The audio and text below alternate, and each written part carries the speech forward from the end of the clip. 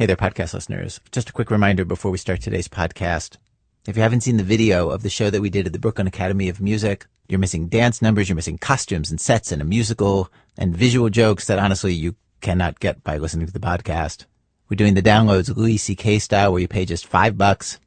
The web address, live.thisamericanlife.org, or if you prefer, live.thisamericanlife.org. Okay, here's the show. From WBEZ Chicago, it's This American Life. I'm Ira Glass. And there's this theater company here in Chicago, where our program comes from, that for years has been putting on a new show every week where they perform 30 plays in 60 minutes. They're called the Neo-Futurists. And a few months ago, a bunch of us were sitting around talking about them. One of us had just seen one of these shows. And we thought, that'd be fun. 30 stories in 60 minutes. Let's try that. Instead of our usual, each week we choose a theme, bring you 3 or 4 stories, blah, blah, blah, public radio, very reflective. What kinds of stories would we end up with if we did 30 in 1 hour? Or even 20? What would it sound like? We honestly had no idea. And so, that's what we're going to do today. Today we're going to find out. And I have to say, time is wasting if we're going to fit everything in. How many will it be? How many will we squeeze in? There is but one way to find out. And that is to stick around. And let's begin with this one. Act 1. Don't I Know You? Throughout this hour, we're going to be bringing you 2-minute documentaries, fantastically short works of fiction, and all kinds of little stories that we ordinarily can't use on the radio show because they are just too short, even though they're really fun stories to listen to and perfect stories for the radio. Our first story is one like that. It's one of those stories, you know how people you know have their greatest hits stories of things that happened to them? We went on a massive search for stories like that from all over the country, and this is one of the stories like that we found. It happened to this actor named Tate Donovan. He told it to our producer, Starley Kine. He was out one night, going to a Broadway play with a friend, being treated in this way he never gets treated. We're sitting around waiting for it to start, and I'm not I'm not a sort of recognizable actor. I'm an actor who works, but I never get recognized. So all of a sudden, the 10 minutes we're sitting there for it to start, 3 or 4 people come up to me and recognize me. I mean, they know exactly who I am, and they are quoting lines from a television show I was on, and like, hey, you were Joshua on Friends, and I've always admired stars who are really gracious, right. So you always think, that's what I want to be like. I want to be really friendly when I'm famous. So I wanted to be friendly and sweet and go out to the people. They don't have to come to me all the time. So for like a little window of time, though, you were exactly the kind of celebrity that you wanted to always be. You were gracious and reserved. Yeah, and warm, you know what I mean? I wasn't like one of these distant celebrities. I was like, hey, I was genuine. Like, they all left thinking, that guy's a really great guy, He's like so sweet. I was exactly how I wanted to be. I was doing it. I was doing great. And then the kid with the camera came along.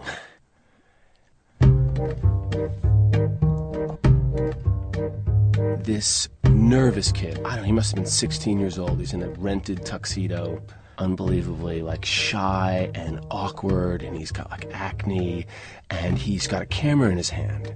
And underneath the marquee is his date, who is literally like a prom dress, and she's got a corsage, and she's really, nervous and sort of clutching her hands, and he sort of comes up to me and he sort of mumbles, something like, something about a picture. And I'm like, I just feel for him. So I'm like, oh, absolutely. My gosh, sure. I have no problem. My God, you poor thing. And I go up to his girlfriend. I wrap my arms around her. And I'm like, hey, where are you from? Fantastic. Going to see the play. That's great. And the guy is sort of not taking the photograph very quickly. He's just sort of staring at me. And he's got his camera in his hands. And it's down by his chin, And she's very stiff and awkward. And I don't know what to do, so I just lean across and I kiss her on the cheek. And I'm like, all right, come on, take the picture, hurry up. And finally he sort of snaps it. And I'm like, okay, it was really wonderful to meet you. And he just stammered over to me and was like, could you take a picture of us? Oh. And the whole time, he just wanted me to take a picture of him and his girlfriend underneath the awning of the play. He didn't want a picture of me. He had no idea who I was. Oh, God.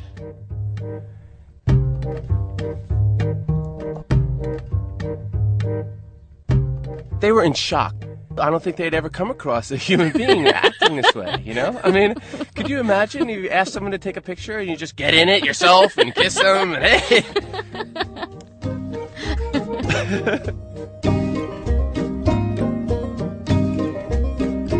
Tate Donovan with Starley Kine. Act 2, No, of course I know you. One of the things that's been really interesting about putting this show together this week is going to some of our regular contributors and commissioning stories that are just 2 or 3 minutes long from people who normally write stories that are 10 times that length. This story is an example of that, from Scott Carrier in Salt Lake City. Who was that woman? That woman I just saw while walking out of the restaurant. She was sitting at a table by the door, glasses, a hat, like Lois Lane.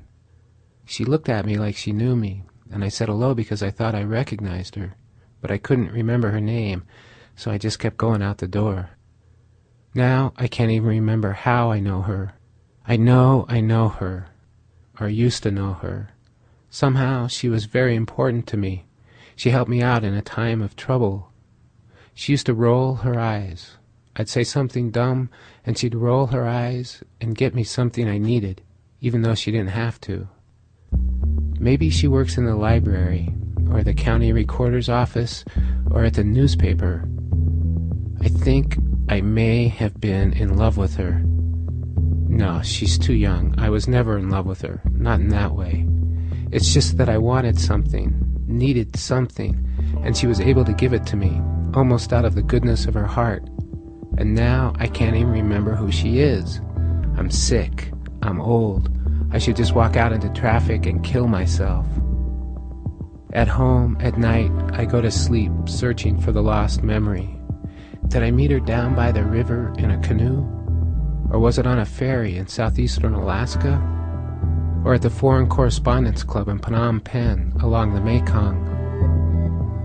She has something to do with water, with life, with mud.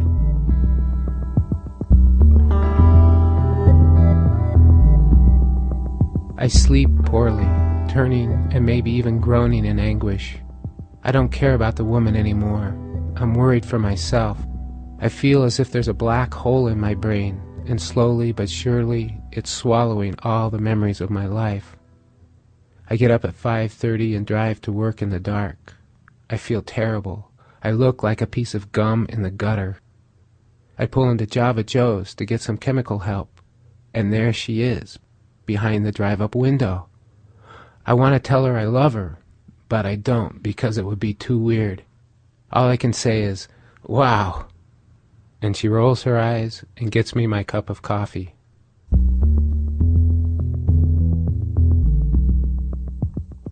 Scott Carrier.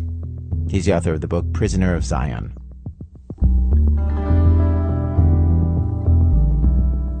Act 3, it's commerce that brings us together.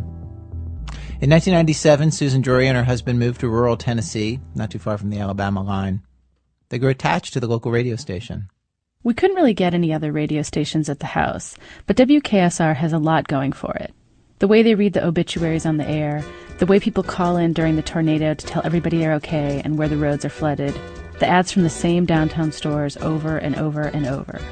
And then there's the show we like best. Here we go. It's time once again for another edition of Swap and Shop here on WKSR. Swap and Shop is a low-tech, personable sort of eBay. It's not fancy or particularly well-produced or anything. It's just a show where people call in to say what they want to sell or buy or give away. They give their phone number, and that's it. Swap and Shop, good morning. Good morning. I have a couch for sale I need to advertise. Okay. It's a Lane recliner couch. It's 6 weeks old. It listed for $1,140, and I'll sell it for $600. We've just got one too many. Okay. And your phone number? 468-2524. All right, so thank you for calling. Thank you. Have a good day. You too. There's a couch for sale at 468-2524. The show is hosted by a guy named Don Estep, and he almost never comments on anything people are trying to buy or sell. He's like a lot of my neighbors, particularly the men. The attitude is, your business is your business.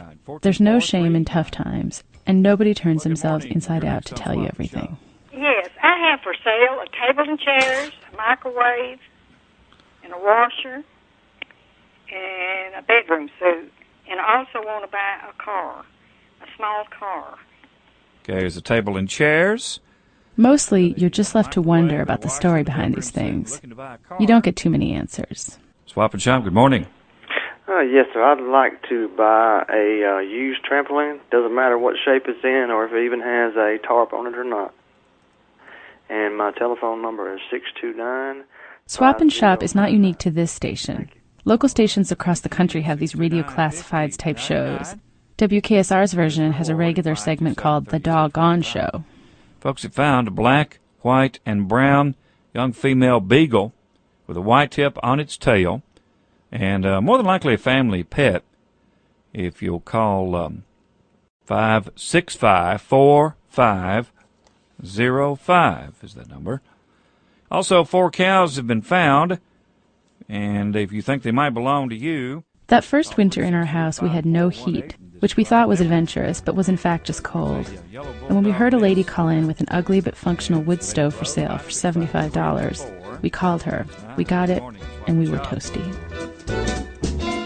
Hey, Don, that little black and brown and white beagle with the tip on her tail that we found, well, we lost her, so you can quit advertising her on Barnett Road. On the Barnett Road? Yeah. All right, Thank good deal. Susan Drury in Tennessee. Act 4, the sound of one hand waving. For this one, let's go to the beach for a 1 minute and 4 second vacation on Nantucket Island. When we were in the water and we realized we weren't able to get back in, we had some friends that were on the beach. And so we started waving to them. We were kind of doing this double hand wave thing over our heads. And our friend just kept waving back. She was standing and talking to some other people on the beach. And that must have happened 2 or 3 times. And we waved like crazy. And she waved back. And then when we got on the surfboard later, when the surfer picked us up, and we still couldn't get in, we were waving again. And again, she thought, we asked her afterwards, she said, why did you think we were waving? She said, we thought you were just trying to show us you were on the surfboard with this guy. I said, oh my God, we're waving frantically, like to tell you what, that we're on a surfboard with some 19-year-old, and nobody got it. And we were sufficiently panicked, and nobody saw anything but a bunch of middle-aged women at Fat Ladies Beach waving to their friends. Patty Martin from Nantucket. She talked to Jim Sulzer. She has since passed away. Act 5, the sound of no hands clapping. This one came from Vicki Merrick and Eric Kipp and Jay Allison, who's the voice you hear. Listen.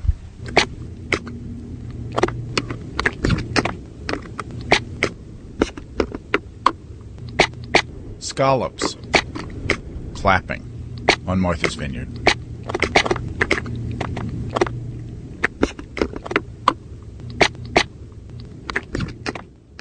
Act 6, reaching out with radio. Blunt Youth Radio has this project where they work with incarcerated teenagers. This story comes from Long Creek Youth Development Center in South Portland, Maine. And just imagine how this works. You're a teenager. You're locked up. You're in juvenile detention. And this group comes to you and says they will help you make your own radio story on a subject that concerns you. What do you do that story about? Well, here's Joey. Hi, I'm Joey and I ate somebody's urine. It all started when I went to dinner at the cafeteria and someone told my friend not to eat the pudding. Then my friend told me after I ate that someone had peed in it. I survived that day, but I couldn't stop thinking about it. So I went to the cooks to see if they had an answer. This is Joey and Jake. We're about to see if we can interview Bill Wyman on our food situation. People messing with our food. Yeah, we're not too happy. We're not too happy. Excuse me, Mr. Wyman. I was wondering if I could interview you and talk to you about people putting, if it happened, glass in our pancakes and peeing in the pudding and stuff. We was wondering what you had to say about that. They don't. Nobody does that. You kids don't handle the food at all. We heard that it was brought up at briefing that somebody put glass in the pancakes. No, that wasn't glass. It was a piece of plastic that came from one of the glasses out there in the dining room that you kids had. How do you know how it got into the pancake batter? It didn't get into the pancake batter. It was put in there afterwards. Well, we've heard different from other kids. Heard different. Do you know anything about it? We heard that it was. Do you have any idea whatsoever what's going on? That's why we came to you to get an idea.